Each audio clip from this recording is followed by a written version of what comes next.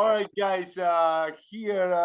Thank you for tuning in. We're here with Aaron Rusnak, who is the top 25 tennis coach in the country by the Tennis Channel. This is an amazing accomplishment. You think about how many tennis coaches there is around the U.S., and he's within the top 25. This is amazing. Also, Aaron is the creator of Innovation Tennis Coaching, which is a site that helps professional coaches to know how to teach a large amount of groups of players with a system where there is a little progression from simple to more complex, and always keeping the programs evolving and players improving.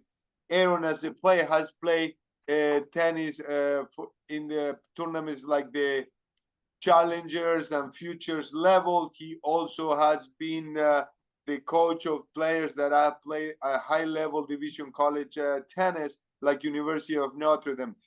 Without further ado, not to make you guys wait more time, I want to get to the questions with Aaron. Aaron, thank you for being here, please. Thanks, Javi. Thanks for your time, buddy. I appreciate your time and opportunity, man, as always. No problem. No problem. It's my pleasure always to hear people that are really good about tennis and very passionate. So since we're talking about passion, first question, what is the most important characteristic for you, since you've been a coach for 20 something years, that you think that a coach should have? I always go back to listening. If we listen to our players, we understand them. Because as you know, every player is different. Whether you're teaching a 5-year-old or you're teaching an 80-year-old, they have different needs, but we got to be able to listen to like what they're looking for to get out of the lesson. Obviously, if you're working with a 5-year-old, their maybe developmental stage is a little different at that time, but also we know what they need, but also we got to kind of learn their personality, who they are as a person. Are they introvert? Are they extrovert? Are they more visual? So those things I think are really important, because then everything else kind of falls into line, as far as, you can inject your passion in whatever way it is that's needed for that person to develop. If you have someone who's very visual, I gave a lesson last night, and the kid was very visual. It was a new lesson for me. And I listened to him and asked him a lot of questions, in regards to, his previous, first off, what he likes, what he doesn't like, and try to find out, what he, how much he knows about his own game. He was a 10-year-old, Okay. And I asked just a lot of questions first. And then from there, obviously did an evaluation last night with this young man, and got to, he has a lot of potential to be a pretty nice player. He's a tournament player, but could be a really nice player, as he gets older. But that first interaction was really important, because also to know, like, whether you vibe with that player, do they understand you too? So I think there's that, give and take, to understand them and listen to them, ask a lot of questions. And then from there, you kind of have an understanding of kind of where you need to go forward from how you teach certain things to that individual. This individual last night, when I would, show him or grab his hand and say, I need you to be doing this, it didn't quite sink in. But once I go, hey, you know what, we're going to videotape you real quick. We videotaped, we slowed it down, the slow-mo, and some of his movement, how he's mistiming split step. There's things that we were showing. And I let him, and before I would tell him what I saw, I'd say, okay, you could play coach for a minute. Okay, what do you see? And I said, I would just let the, I'd let the 5-6 shots roll, and I wouldn't say anything, and I'd let him kind of see, and he'd watch it. And then he'd be like, oh, I noticed I didn't split step there. Or, I took my racket way behind my body. So instead of maybe staying here, he went way behind his head. There was one swing where he went up over his head. So he started to see it. And so it was almost like he was coaching himself, even though I was there to help him. He started to then visually see. So then when I said, okay, this is what I want you to be able to do, it was easier for him to then buy into what I wanted him to start fixing. So after about 30-minute evaluation, the next 30 minutes, I started working on stuff. So I think that really was helpful for him. But again, that's just like one example of what you may have to do with a player, is to be able to, adjust those things according to how you see fit. So very good, very good, very good. So coach, what has made you successful through the years? What do you think is the most your best quality as a coach? I think just caring about the player. Caring the player. Not just about their tennis, but just the person, because I think there's amazing. I mean, if we've talked before, I think there's amazing amount of players or coaches around the whole world. And if you listen to so many of them speak or talk, or you see them interact, they're more person first, player second. You know, if they get the person, you know, how they tick and stuff, I think then they are a better coach for them. So I think over the years that's been one of my things I've used is instead of just kind of going with my own methodology of things I want to do, you know, I really first want to care about the person outside just the tennis court, you know, like picking up balls and, you know, as you know, as simple as asking a kid, how was your day today? Or how was school? Or, you know, if they went on vacation and it's amazing, as you know, when you ask questions, you know, kids slowly start to come out of their shell and start to kind of express more, you know, or maybe it's a tournament and they didn't feel like they played well. So you know, or maybe they had you know, a bad tournament and the parents were upset, you know, and they were really, they'll describe different situations. So I think something that I've always focused on is really just like empathy towards the player and understanding that, you know, each one of us is different and just kind of getting to know the person first and then work on the player second. That's what I've always felt like. That's something I've always done. Good. What was obviously, because I think we all make mistakes through the years. What was, if you have to say, since you started to today, what was your mistake as a coach? What were the mistakes you made, or one that you said, "Shit, man, I used to do this, and today this is a no-go," because hopefully, some of these young coaches are gonna listen to. Yeah. So they would say, "Fuck, man, don't do that." Yeah. No. I think the biggest thing that you know, as you reflect, you know, on your coaching, you always Yeah, try to yeah, get better. yeah. And I think in my early years, I think the biggest thing is I overcoached. You know, looking now where I coach now compared to then, I think that um, I was constantly giving the kids feedback and feedback and feedback and feedback. And I think it was just one of those things where, you know, I think it was more, you know, not fully, you know, giving them the right information per se in the aspect of like maybe they already know what I'm going to tell them to do, you know, as opposed to asking maybe something else that might open up another thought process on how they do it, you know. So like I said, I think that probably overcoaching. You know, I think it's one of those things where, as you know, when you gain Yeah. knowledge, it's like easy for us to kind of regurgitate and want to spit it out at the players to let them know this is what I see and what I know. But I think it's I think as I've gotten older, do I still coach a lot? Do I still give a lot of verbal communication? Yes, but I think I pick my moments now, where before it was just like spewing out of me. So I think it was more of one of There those you things. go. That's a huge point. It's a huge So, point. It's a very good point. So now, if I ask you, I mean, obviously, I don't want to tailor your answer, but when I ask people what is tennis, people tell me it's my life, or it's a vehicle to development. But besides that, because I know, it's part of my life, is being huge. I think it's part of every coach's life. And, yeah. and and obviously it is a vehicle for self-development in a way. But what I want to hear from people, is, or from coaches, is what really the game is. How do you guys define the game? How do you define the game for you? Yeah. Without going into like the personal development stuff, that Yeah, obviously without going there, I I feel that the game at its simplest form is a game of errors. And it's a game of errors. It's a game of how do errors. we minimize errors? No matter how we want to play. As you know, I was a servant volleyer, so it's like I played an aggressive, Game. possibly The high risk. risk game, Yeah. risky. And but even in that type of style, you have to learn how to minimize the amount of mistakes you make, apply pressure.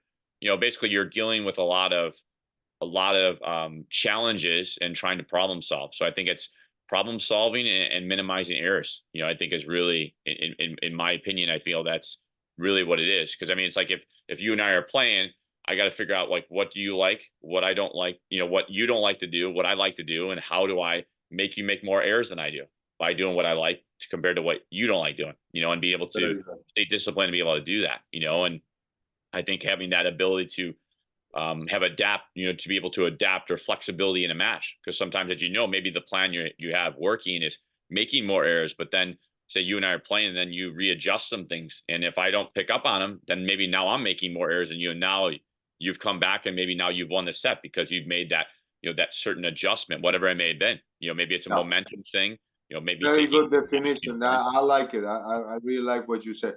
So now we put you in the other position, because obviously, um,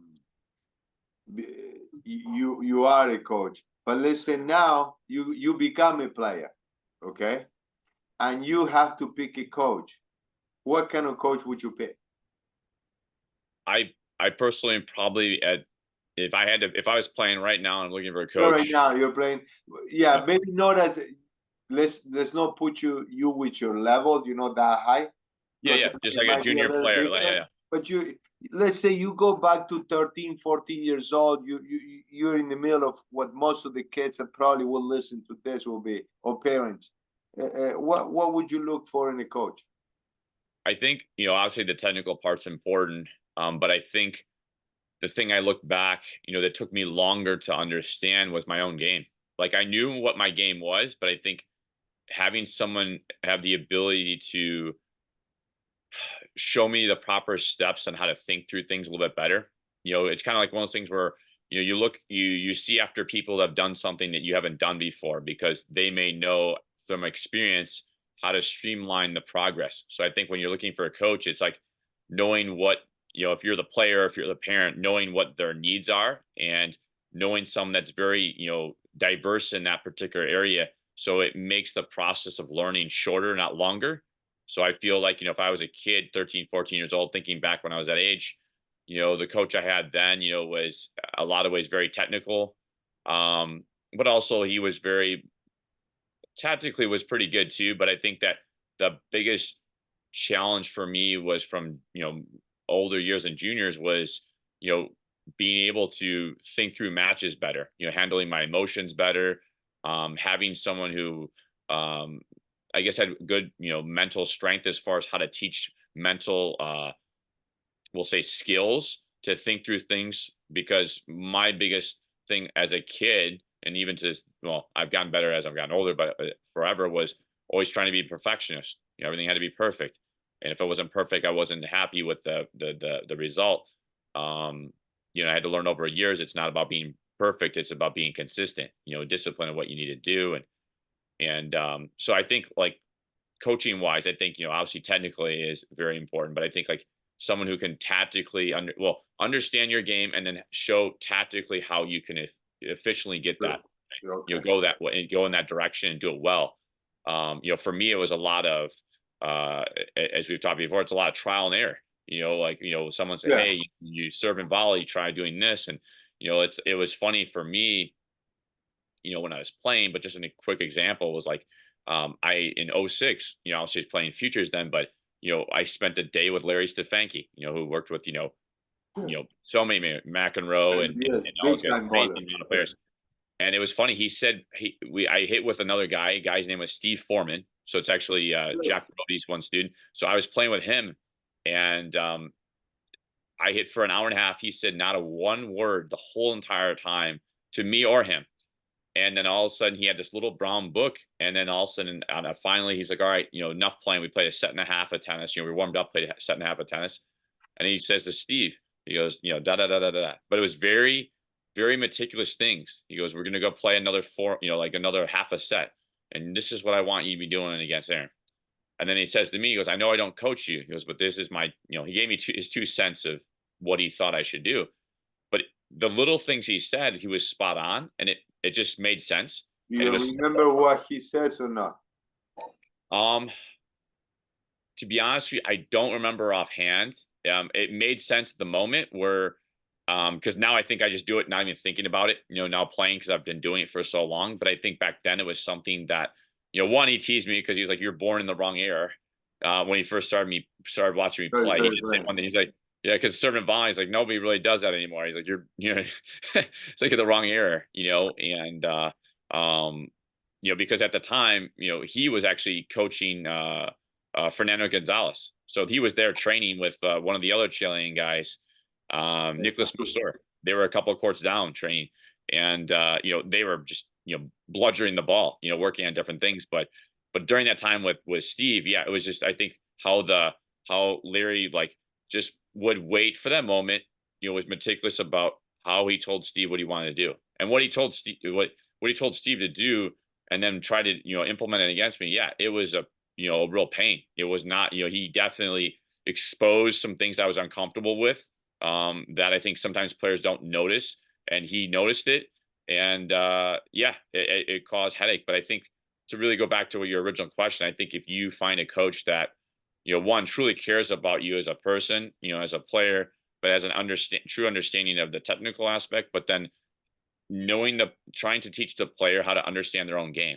I think there's so many kids, like even when I was coaching in college, a college coach is like amazing how many kids they hit pretty good strokes, they hit pretty hard, pretty good, fitness for their level, but then they don't know how to win. Like, they have all these tools, but they don't know how to. It's like going to a house, and you're like, okay, I need you to build a house, and you have all these hammers, screws, all these tools, but then you have no blueprints. So you have no idea what you're doing. You have no idea what the measurements are, how you're going to get to the final product. I said, I think if you got to have a coach that understands like where am I with your kid right now, and do they have a plan on how to make that go? Say if you have them for the next 2 years, how are we going to improve from here to there? What is it going to take? How are we going to make them understand that process that they have to improve upon? Hopefully that kind of makes sense, as far as like. It does, it does, it does, it does, it does. So I got it. So now, Aaron, how in your vision, how it should be somewhat the relationship between parents and players? What should be like, especially at a younger age? I mean, I'm talking about 11, 12, to 18, professional Yeah, difference and yeah, then different. college. I mean, I personally, I like having the parents involved in a positive way. There also can be a negative way, or more like say a holding back the potential of the player. If I love to get the parents involved, because not every time can I go to a tournament and watch a lot of these kids play. So I'll have the parents doing, stats, or I'll have the players doing recordings of their players, on a private YouTube channel and then sending it to me. So I keep the parent busy, but then I'm also kind of teaching the parent on how to become just a good tennis parent. Like, remember, like your sole job is just to be a parent. Let me be the coach. If you have, questions or concerns, come to me about it. You don't have to make it, drawn out into the kid's lesson, because then it takes time away from the kids learning. And then also, as you know, it stresses the kids out, because now they're like, okay, now the coach, now, they're the parent, my parent was upset, and then they bring it to the court. Like, Billy keeps double faulting at a big point, like this can't be happening. And it's like, the kid's already aware of that, but then if you keep saying it, it's like you're putting salt on an open wound. So I think, I have a lot of parents that I work with now that, I give them space to voice things towards me, their concerns or questions. And then we, go over situations of how to cause a resolution, so, for the kids' development, or maybe the kids going through a difficult time outside of tennis, and having them be the ear, because they're around their kid more than I'm going to be around them, and they know their kid better than me. Whether I see, I have a homeschool kid that I see every day for, 2.5, 3 hours a day. And it's like, I know him pretty well, but obviously his parents still know him better than I do, so I still have them involved, understanding like what we're working on, how this tournament schedule is going on, following up with, fitness testing, whatever it is. But I think as long as you keep it like an open dialogue, I think it's good. I think that the issue that I think a lot of coaches run into, and I've had it happen over the years, where when you have parents that are on the court, which I don't mind, but if they're on the court and they're trying to coach over you, when they're like repeating the same thing that you're saying, then it's like counterproductive. I had this happen, and one particular dad actually years and years ago, was a really good guy, but he was a surgeon. And he would, it was his daughter. He's like, not doing this, not doing that. Like, and, why aren't you listening to your coach? And he would be basically berating her on the side of the court. And, and then on changeovers, instead of just letting her drink and decompress and then like re-talk about the next thing, he would want to point out all the things that, you're not listening to Coach Aaron saying this, that, or whatever. And I finally actually, I went to dinner with the dad, at the time. And when we talked over like this girl's, progressions and what needs to be done.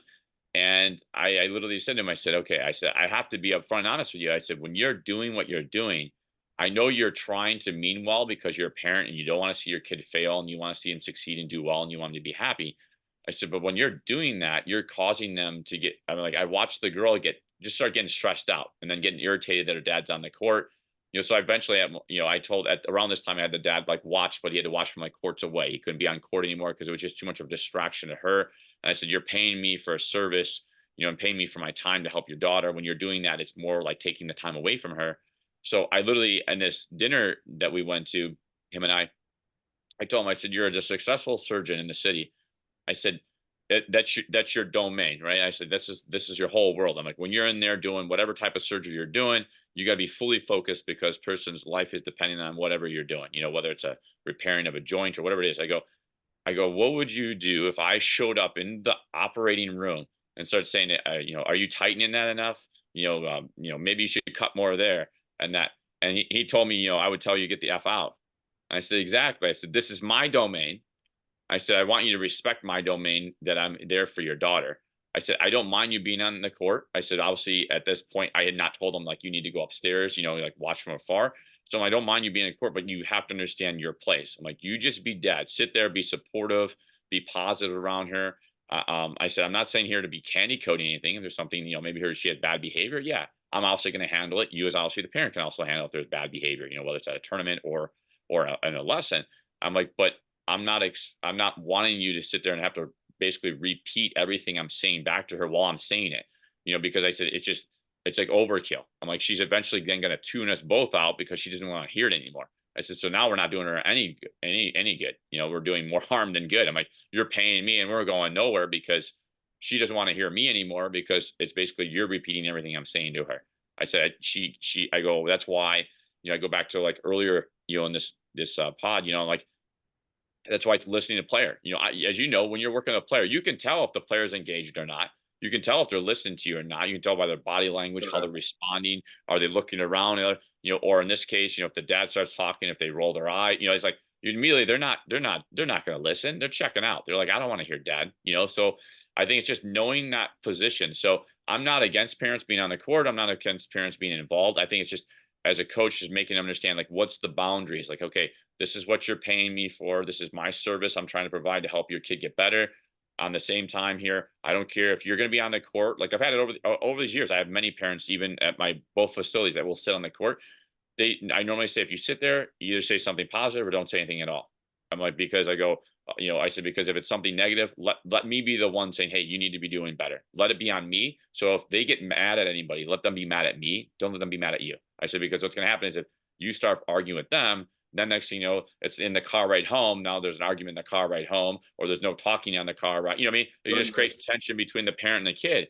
And, I've had many conversations with many, many parents over the years. I go for, and for as long as you've been doing this, it's like, you'll see a lot of parents cause such a toxic thing with their kid that their kid eventually starts to later in life pull away from them. Like they don't want anything to do with mom and dad because they just, their whole entire upbringing, they've been just constantly on their throat the whole time, about whatever it is, at school or tennis or whatever, and they don't want to hear that anymore. You think you hear how many kids, I know at least in my time coaching, I've seen so many kids who are like super, like we'll say super obedient in juniors, and then they go to college and it's like, oh, mom and dad aren't there. I can act crazy, and they go nuts, and then the parents are like, I don't know why they're acting like this. Is because you've held them in containment for so long. They're like a wild animal at that point. They're like ready to let loose. Like, hey, I got no one to bother me. I'm on my own now. So yeah, I think parents, we using parents in the right way, I think is helpful, but I think setting boundaries and understanding those boundaries, especially early on, I think is really important. I've had that even these past few years. I've had a few parents where, they understand it, but then they start to kind of push it a little bit, like, oh, and I'm like, no, calm down, sit down. We can talk about it. You can talk to me. We can talk on the phone, but this doesn't need to be discussed in front of your kid. Or, we can talk about this at a later time, or let's talk about this before the lesson. So we're on a clear understanding, not bringing it on the court, because then it's like, if you're only seeing it for an hour and the parent talks for 30 minutes, now the kid got a 30-minute lesson, not an hour lesson. 100%. So now, Aaron, I was hearing you before you were talking about it, and it sounds like you said very important part for you was the mental part, and kind of that was one thing that was mental part and understanding of the game that was kind of a challenge. Yeah. For you as a player. Okay. So how you are addressing the mental part? I have so a lot of my did I hear you? It sound like what it costs you to where you stand, because now the funny thing is I feel like we all as the coaches, today we're coaches, but I feel like what it was a pain in the ass for us as the players, we tried to get good at it because we felt like, damn it, man, I didn't have that. Yeah. So, and you mentioned the mental part. So I was wondering if you can give me somewhat of a short answer. How are you doing now or addressing that mental part that wasn't addressed with you? Yeah, good question. No, I think with my kids now, I have a handful of kids that are really even my homeschool kid, has these moments of, we'll say, I don't know if you want to say weakness or breakdown. And like whether it's self-belief or they understand what they should be doing, but they're not able to do it, because tennis is mental, and you could have all the talent in the world, but if you don't believe in your skills, you're not going to go very far. And with the kids I deal with, is trying to get them to believe in themselves again. I said, so I How think do that, you do that? so How for me, I think it's a lot of times, as you know, when kids get upset, they get irrational. So their brain, the heart rate goes up. Like one of my kids, he gets like very, very anxious and gets very like, oh, I can't do this, I can't do that. And I go, when you do that, you're programming yourself to believe what you're saying. So, I told him, I said, I don't want to say affirmations the word, but I have him go, every time that you want to say, I can't do this, I go, I want you to replace the word I can't to I can. I can do this. I'm going to do this. And then we go and we work towards that. And then I go, if it feels like with one individual I have who gets really, really hot and heavy, I'll do the simplest thing is like, hey, you know what? Take a minute. For example, this boy, he'll get upset. So I literally will have him put a towel down like he has in a match. And when he starts to get too steamed, I go, hey, go wipe off, refocus on what we're doing. So I'm trying to create environments similar to a match. Obviously, nothing can be the same as a tournament, but in the aspect of, okay, you know what? You need a minute, go towel off, go wipe down. He sweats a lot. I'm gonna go towel off. And then also go, I said, and when you have all these thoughts going through your head, I said, something that Mel Robbins used, I actually like it a lot, is it's called 5 4 3 2 1 method, where you basically, make your brain focus on the number and counting down, and helps kind of refocus to the next thing, the next task. So I've used methods like that over the years. I think that helps, obviously some breathing stuff as well. But, stuff like that to kind of have them kind of disconnect for a second what they're doing. So so now it seems like when you talk about the mental and the pressure and no, I don't know, you didn't mention pressure, but the difficulty of of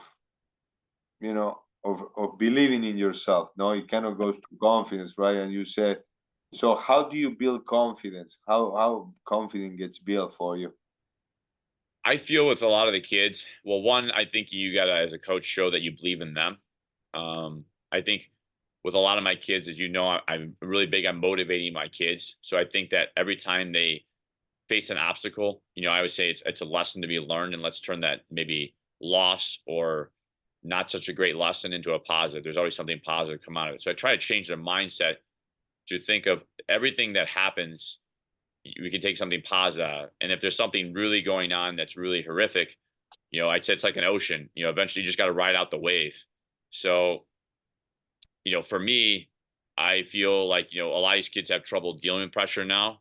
Whether it's pressure they put on themselves, parents, outside pressure, parents, friends, whoever. And it's just learning how to help them, balance that out, and each one is different. Some kids it's easier than others. Some I think are more difficult where, it's a constant, like one of my kids, it's a constant every day working on, when things happen, to let things go. I think that's the hardest thing, is to let things go and move forward. Because it's a life lesson. You think about the pressure that we deal with, in tennis or these things in general, belief in yourself. These are all things that goes back to, like we talked a little bit shortly, and, I've heard on some other, the things you've done, with, just how tennis, helps develop you as an individual, and I think that one of the skills, is how do we handle adversity, when things happen to us, and Very good. I think as a coach, teaching that, creating teachable moments. Sometimes I have a kid that I literally use Instagram. The kid loves Instagram.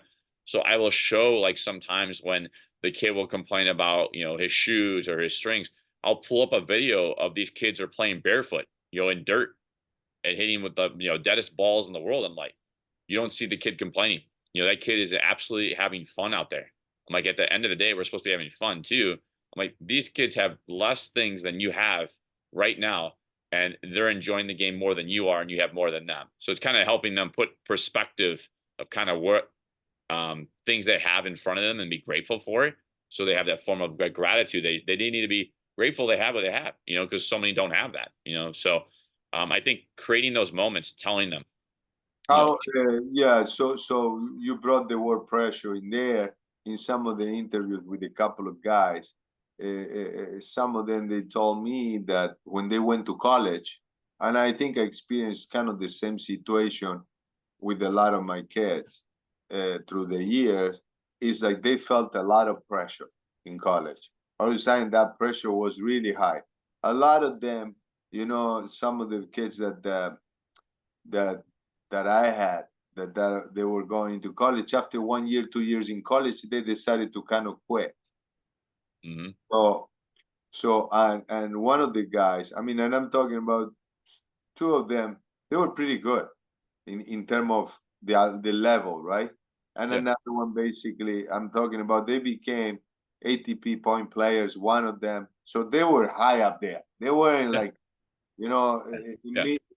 Solid players. Yeah, D guy. He wasn't a D3 guy, a 250 in the country, in the right. juniors. No. They were high Top, level guys, top. Yeah. top. So, and they said, well, you know, I just was not prepared for this. Okay. So, if what do you think that was, what do you think that happens that these guys, they felt that they were not prepared? What happened? I, that's a In great your take, question. obviously you don't know them, right? Yeah, yeah. What would be your take that a high level kid comes out of college, and you know how many times, you know, when the kid goes to, they know where they're gonna go. All of a sudden, they don't want to play tournaments anymore. You probably have experienced that. It's like, Oh yeah, well, I had that with a couple of players. Yeah, as soon as they you know, committed to the this school, is a now they're yeah. yeah, In our environment, it's very common that, you know. So it's kind of the transition to you're gonna get knocked out in college as soon as, because just it's just too much. So yeah. what would be a better preparation? Because I think this is huge for junior players. What would be the way? I can talk about this in two different aspects. I've seen this as a junior player growing up with some players that were amazing players, Okay. and I won't say the person's name, but there was a guy who played at Huh. Illinois um, when I was a junior player who was like took from Kelly Jones, was an amazing player, like really good. Like he was in Tennis Magazine. He was legit, and So what is the solution for, or what do you think that would be a better solution? Because obviously you experience this, I experienced this. So it means that in this environment that we have, we don't prepare the kids for that. yeah, You I know? think I think with this individual, the one thing I think that I noticed, and I can just speak of it just because he was through juniors and he played when I was playing futures and stuff and whatnot. I think what happened was in juniors, he had so much early success that I think his work ethic changed, especially as he got older. You know, obviously he still had to be an amazing player to get into Illinois, but I feel like everyone was just telling him how wonderful he was, that he just felt like I could just do half the work everyone else and I still win my matches. But as you know, once you get to college, you know, a lot of these college coaches need you to win because if you don't win, they don't have a job anymore. They Right. lose So, their job. that's right. So yeah. So how do you handle that pressure? So my question to you is, how do you handle, how do you prepare the kid to handle that? Because it seems like, you know, everybody, when they get to college, they seem to be unprepared for the challenge of what it is. And now you mentioned that you struggle mentally, right? That was your thing. That was Yeah. your thing. You say, man, I mean, I just struggle. You know, now why I'm bringing it up is because two guys that I didn't know that they were gonna say this, you know, and Yeah. and, and they came out to this and say, man, I didn't have the confidence, and the other one, I had a lot of pressure. Yeah. It was tough. So what do we do what do we do different to prepare these guys for that situation? Because at the end of the day, right, if the kid spends 8 years and he wants to play college tennis and he's going to get this scholarship, and then he goes in there and this happens, I mean, he can't really do what he was going to do. So it's Yeah. Yeah. I feel like one way to look at it is with those individuals, I think it comes back to like their training. I think what part? I think one, like you said a minute ago, one, they don't commit to somewhere and then all of a sudden they just fall off the face of the earth and then try to pick up training right before they go to school. Because I've seen that before where kids will take almost the whole summer off, of the year they're going in as an incoming freshman, and then all of a sudden start playing like 2 weeks before, 3 weeks before, and start trying to play like hitting around. And that's not really realistic because hitting and playing a match are two different things. So I think as a coach, we probably maybe could a couple things. One is still continue to create a program of development from the time they graduate high school, leading, into that summer. Like, here's your tournament schedule. Like, this is what we need to be training for. So we put them in that aspect. That's one. And if you have someone I feel like that's lacking that confidence, I think that's a great opportunity to have some type of sports psychologist working with them.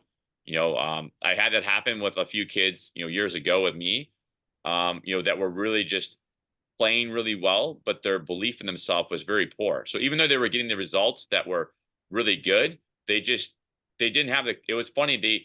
It was like they had confidence, but they didn't have confidence. Like when they played, you couldn't tell they didn't have confidence. But then when you talked to them, it was like they were a lost soul, like they were empty. And I remember having like one at one of my old jobs, like literally having them on like a sports psychologist they saw every week that created like basically like their own regimen of what they have to do to kind of build themselves up, which like with this particular boy made him have to do like journaling every day, journaling, like how he felt about the practice, like all these different things, and started to, for this boy, start to figure out like a pattern that he would constantly fall into. I don't know the whole pattern because it was part of what he shared with the woman. What she did convey with me was, with him, was the tournament scheduling that, sometimes, playing a little bit less tournaments at times was better because it depending upon how he was doing in school. So this particular individual had trouble managing the school load, the pressure of doing well in school, then obviously, the tennis role of doing well and up keeping the ranking and going into the schools that they want to go, that at the time they're looking for. So I think each individual, as you know, I think is different, but I think it's very common more than not what you're talking about that I think so many coaches go through. I think it's keeping them. What do we do? I think keeping them in line. I think keeping them, like if I have a kid, I've had a couple that I've been with for like 5 or 7 years or more. I think if you just constantly say, okay, like you're not at the finish line, still think this is like the beginning or you're in the middle of your career and we still got to develop these things before you get to college. I mean, I'm going through that right now with one of the girls that I have. She got injured. She hasn't played in 2.5 months. She just started hitting a ball. Her mom just started tossing some balls to her the other day. And, one of the first things, I had said to the mom when she's better is, we got to start planning her summer tournament schedule. I said, as long as her body's willing to start getting that schedule going, and we got to work on our training programs because she does fitness with someone else. And, I said, upping her fitness, I said, she's got to have a whole program still put in place. I said, so that when she goes in as a freshman to her university, she's not in shell shock, that she's not in, she's got to be in good shape, physically and mentally, and then also, one of the things that, I've used, with some of the kids and not so much with her, but something I'll suggest is even using that app I was talking about, APEAK, where just visualization and stuff like that, because, even if you're not hitting, at least visualizing that you're succeeding. I think sometimes you think about when we play and we make mistakes, obviously we digest that, but obviously when we're doing visualization and we're making shots, our brain doesn't know the difference in that. I mean, there's part of us that knows there's a difference, but in our brain, we're doing repetitions of something, but we're seeing it successful in. I mean, if you think of think of it this way, Jav, even like a lot of the pros, I've listened to so many things before with some of the top coaches that work with the top pros in the world. When the player gets injured and say they can't play, the coach will have the analytic person pop up all these videos of them hitting some of their best shots, like a highlight reel, and they have to watch it like every single day. So it keeps them motivated on the things that they're doing well, that that they're capable of doing well, and it kind of motivates them to train harder, to focus more, because they have some, like a light at the end of the tunnel. You know, I know it's not the greatest answer I maybe that you're looking for, but that's No, at no, least no, no, no, my no, no. experience. I mean, you said, I'm just, like I said, the three of the last interviews that I did, this seems to be like an issue. You know what I mean? And these Yeah, guys were young coaches. They are young coaches right now, and they were very good players, and one extremely good. No, not a little good. They're very good. yeah, That's yeah. and I was shocked when I heard the situation that he points out mentally, that you know and so so so so so the main thing for mental is to create a better programming, and bring a sports psychologist into the mix. Yeah, Okay. I think sports psychologists, visualization work, or kind of like I said, even making videos of stuff that the kids done in the past that they did well. There's, especially with technology nowadays, they can do like tagging, as they call it, and just tag a bunch of, like, maybe their favorite shots, a backhand, and they just show videos of them hitting something so well and say, hey, look at how good you're doing this. So they're kind of reinforcing something positive in their life on the court, that they're doing well. Because I mean, I think as you know, you can kind of go in some dark places in our game, for many different reasons, whether it's Yeah. injuries or, a slump of playing. And I think it does. I think, even as a, former college coach, I think it hits a lot of kids hard when they go to college and they start losing maybe more than they're used to in juniors. I think that's another thing too, Hob, is I think certain kids that are at a certain level and they're playing amazing in juniors, and like I said, and then you have like that, so many people like, oh man, you're amazing, you're doing so great. And then you go to college, and then you're playing, as you know, you're playing players from all around the world. They're playing on these teams, and they don't care how good you were in the US, and then all of a sudden it's like you play them, and then they say they beat you 1-1, but yet you're like top 10 in the country in the US, and then you lose 1-1 to someone else that, they're a freshman too. And now you got 4 years that you're stuck playing this guy for 4 years that right now just beats you 1-1. So it's like, you think about that mentally, what that does to you. You think like, oh man, I trained to a certain level. I was happy with my level. I'm say top 10 in the country in 18s. Maybe I won even Kalamazoo as an example. But then I play college, and then I get, my first time out playing a big school. I play another freshman, and the guy beats me 1-1. Like, you have to think of like what type of feeling that must feel Oh, when I you're on I a certain I I pedestal, also I experienced a lot of that stuff. Yeah, yeah. where it's just like, No, holy no, no, crap. no, no, no, no. Yeah. I experienced that. I experienced a lot of stuff. No, no, no, no. I mean, yes. I mean, I don't I don't think, I don't know how many times I've heard in all the years of playing, think of like even when I played futures.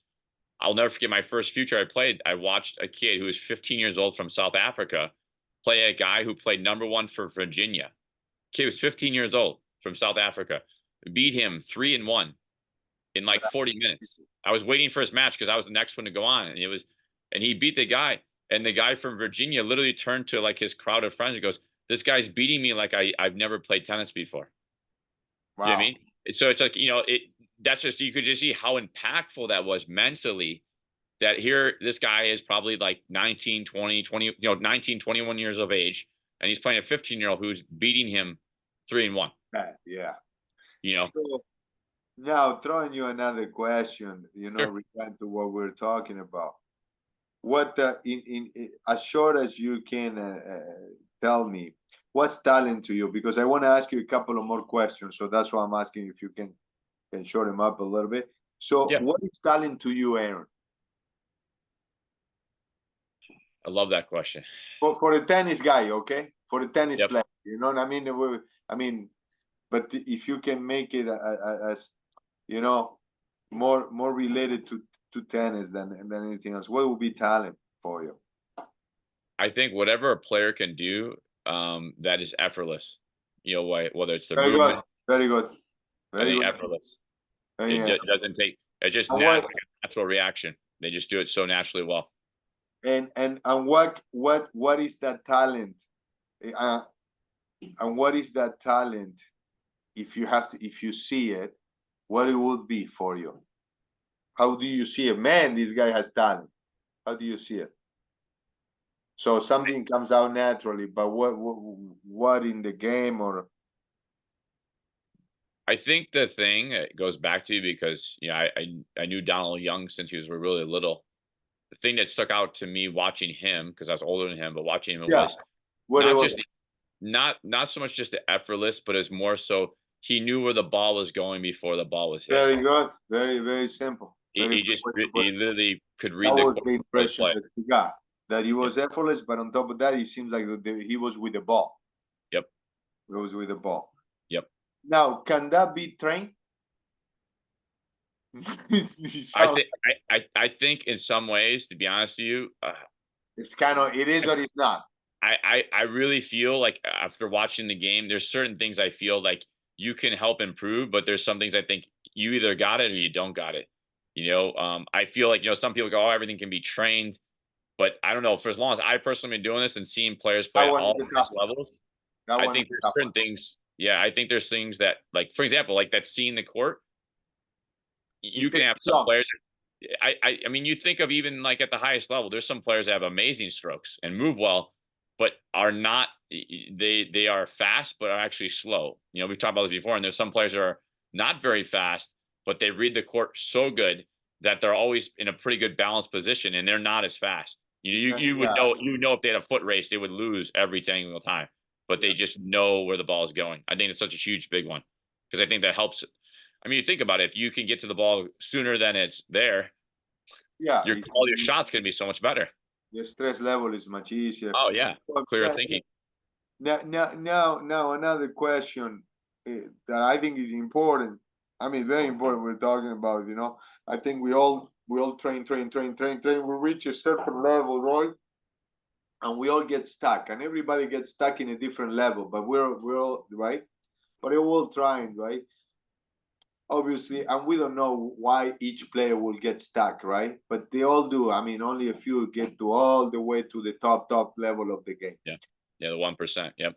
Yeah, but and then again, and obviously you got 10 years or 15 years or 12 years to really try to get to your maximum level, whatever that is. Then it becomes, well, you want to keep going, but then there is a lot of other responsibilities, money, commitment. It becomes difficult. So you got 10 years to kind of get to a point where you really excel, right? Yep. So now, what is the secret to get good enough where you can go the next level and keep going tennis? You buy 10 extra years, right? You improve until then if you didn't get good enough to buy 10 years of professional tennis, you're done. Yep. Okay, so my question is, because I think most of us, or 90% of us, want to get to where we can buy 10 extra years of tennis. Sure. Right? Yeah. So what do you do? What is the key to do that? I think, looking back now, even as a former player, I think Yeah, getting the right people at the right time to have more knowledge and the more knowledge in the game than you have that know what to be looking for. It's so like, so like, for example, like you think of, it's been more of a trend nowadays, but you think of some of the top players for them to break from say top the 20 to the, top 10. the coaches, they get a different situation. They get a Yeah. different situation. So now going back, very good. So it makes sense. So that will help them to keep improving, right? Mhm. So now what is what is the trick with the junior? So how do you do that or maximize that within your means? So you're playing. Not everybody's going to be able to hire. Might not be in the perfect area to hire this guy. So what would be, you know what I mean? So we have to play with the resources we have. So Right. what would be the best methodology to do that? I feel like anything in life, in this case, this situation is Yeah. we have to be a lifelong learner. Okay. And I think, like, I know from my own self, from so many setbacks I had, you have to think outside the box and you have to go within resources that are especially nowadays, to be honest with you, we can be more connected than ever. So it's like, whether you're messaging somebody, watching videos from other coaches, reaching out to other coaches, or your coach working with another coach from somewhere else, to get a second eye or second opinion. I think that there's much greater chances for players to do better now than years ago, Yeah. to make the next step, just because you have the ability to, like, for example, say you're, Keep talking, bro. I'm listening. Yeah. yeah. Say you're the top player in whatever, and we'll say in Argentina, you're the best coach in Argentina, and you're known for this particular thing. I can literally go on Instagram or LinkedIn or some social platform and somehow get in touch with you and say, hey, I have this player that I've been working with for the last 5 years. He's stuck at 700 in the world, and this particular area, it's not my strongest suit. So I want, can I pay you? Can my student pay you? Whatever, and have you work with my player, through video. Maybe we shoot video of our lessons, send it to you so you can observe how they're playing, or sending video of their matches, so you get a second opinion on what some things are. Because I think, four eyes are better than two, Yeah. or two brains are better than one. So I think it's that willingness to, I think, as a coach, also sit back and say, okay, this is my realm of what I know, and I'm always trying to increase my knowledge and learn. But if I have someone who's in need and I don't have that skill, I need to then have the ability to say, hey, you know what? I can help you this far, but this particular thing, I need to have this person help us out. Whether it's through a video, a Zoom, whatever it may be, to unturn that stone, to hopefully give them that knowledge or that feedback that's needed to make that next step in their improvement. I think that's the biggest thing, as with us as coaches, is that we want to help our players the best we can. But I think there's also, if we really have the player's heart of development at heart, there's no harm in asking for help, and asking another coach, like, hey, what's your opinion on this? Or what's your philosophy on these things? I think that it's okay to admit that maybe I don't know this part, because if I learn more about it from this player, and maybe, if they work with a player, I also learn how, if I have another player like that, how I can help them, How you I can open gain that knowledge, Yeah. So I think that's the biggest thing I've learned in the past, even since COVID, all the different things. I think learning more, and accepting that if you can't help them, don't be afraid to ask others to help them, because ultimately you just want to see the player succeed. Very good. So now, question very short and very quick. That will be the last one. Sure. And honestly, it's been amazing. I mean, I think we need to do another one, because I got half of the questions, man. You answer Yeah. me. I got a bunch of that I want to ask you. Yeah. So now, what do you do on your what do you do on your first session with the guy? Oh no, you answered me. You answered me. That Yeah. was you answered me. Yeah. That my kid Answered last me. night. Yeah. Yeah, with the kid last night. Yes, with the Yeah. kid last night, you Yeah. answered that.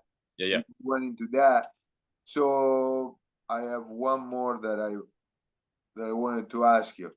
So if you look at technique, mental, and physical, age 10 to 15. You don't need to tell me why, but you could tell me, you tell me which one is more important, 10 to 15. Mm, that's a good one, bud.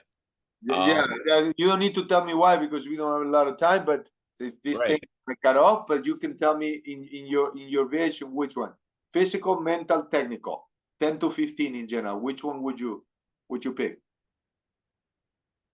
Oh man, that's a good one, huh? You got me on that one, because I want to say one. I was going to say physical, because if you can physically move to the ball, the technical will be easier, which then you could be mentally stronger because you're having more success in a way. But then if you do technical, so I'm not answering a full question, but I'm like thinking, then technical versus technically sound doesn't mean they're a good mover. But then also the person has to be mentally, Oh, which which one is the main to develop in that in 10 to 15? if I had to choose only one of those, it'd be technical. Maybe Uh, technical. technical. Because I think 15 to 20. 15 to 20, that would be a toss up between mental and physical. And the last I'm one, gonna go the underdog here, and I'm gonna go with the mental part. And What on the second? the older group, I think, is the Older mental. group. Very good. Yeah. Then okay, very good. All right, man. Aaron, was a pleasure to have you, dude. No Okay. problem, man. I Thanks for mean, having it me. was fun. I have a bunch of, we'll do, if you can, maybe we'll do one talking about all your business, you know, Sure. uh, your business. And Yeah. but anyway, man, it was amazing. I will see you soon. Okay, brother. All right. Sounds good, buddy. All Yeah, right. Take man. care. Thank you Thanks, so man. much. Bye bye. Bye.